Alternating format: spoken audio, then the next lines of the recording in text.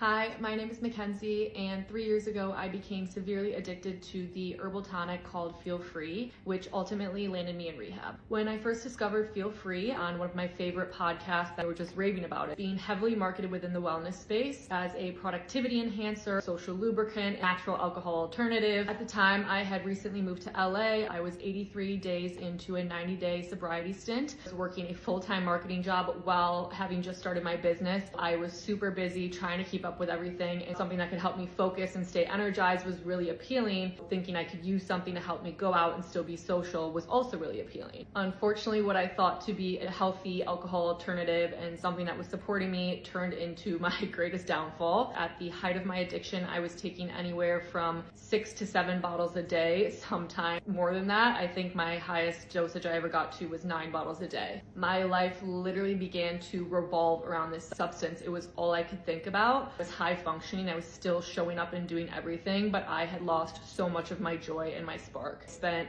so much money and so much time driving around LA just fiending for this stuff. I could not do anything without it. It had infiltrated every single part of my life. For social outings, taking it to work, I was taking it to work out. I needed it to get out of bed in the morning. Literally needed it at every moment of the day. Anytime I would go without it, I would immediately start going into opioid withdrawals. It got to the point where I was miserable while I was using, and then I was even more miserable when I was going into withdrawals. If there was one thing I wish I could have known when I was going through all of this, I wish I would have known how long it really takes the brain to recover from something like this. So many of the times I would relapse was because even though I had gotten past the acute withdrawal phase, still just feeling really apathetic about life, I was still just depressed, anxious. And what I realized is that I was going through post-acute withdrawal syndrome, typically the phase after acute withdrawals where you're still dealing with a lot of the side effects as your brain tries to heal after something like this. I just thought something was wrong with me and I was going to be like that way forever. The message I want to share with other people is that be patient with yourself and know that if you're not feeling like yourself, even after the acute withdrawal phase, is very normal and it takes time for your brain to recover.